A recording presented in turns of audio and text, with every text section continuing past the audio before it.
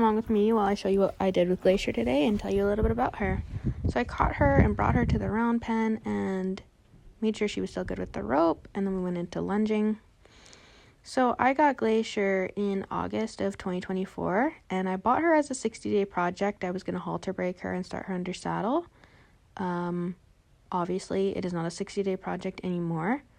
I quote-unquote rescued her off the res, and I say rescued because they were running with a stud and just got bred one after the other. They had so many foals and were bred way too young. And I mean, props to the person who owned them. They were all in very good shape, but they had never been touched by humans, never really seen humans. They were really scared. So I picked her out from the herd with her filly, who I've now weaned and then sold.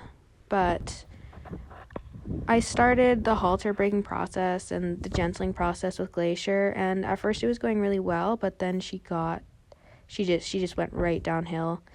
I couldn't walk up to her.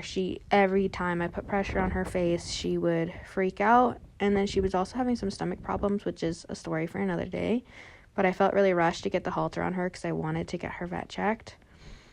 Anyways, so it took a long time. I ended up putting her in a smaller pen because this round pen wasn't working. And I just had to make it to the end of the 60 days and do what I could, and then I could sell her. Here you can see we're working on the saddle. Anyway, so I got her halter broke after over a month of not being able to touch her. I have a horse from this herd previously, and I had her halter broke within 5 days, so this was really hard. Glacier just had so many problems that she needed to be worked through, and I learned so much from her. There were points where I just wanted her gone. I just couldn't work with her anymore, but we persevered.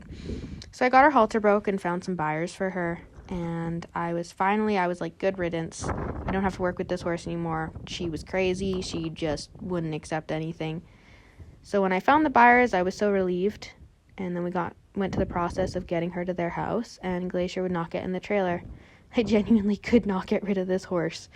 So the buyers ended up backing out because they were in a rush to get their other horse home. And they needed Glacier as a companion, so I ended up keeping her and deciding to kick her out on pasture with the rest of my horses, and I was so worried I wasn't going to be able to catch her. She had never been turned out without a halter on. And I left her with the halter on in the field for a while, but she surprised me in every way, and I was able to catch her the next day. So that's when we really started working positively, and she was really coming along.